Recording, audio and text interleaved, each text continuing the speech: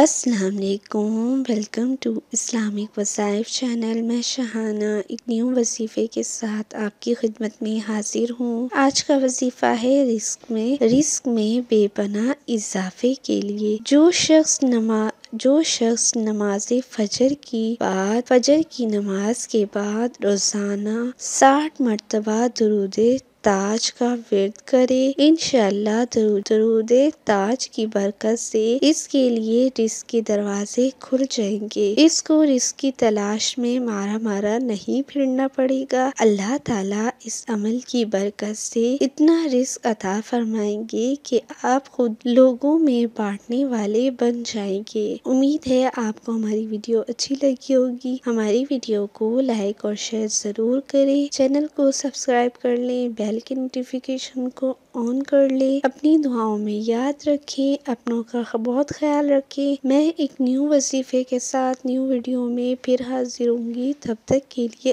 اللہ حافظ۔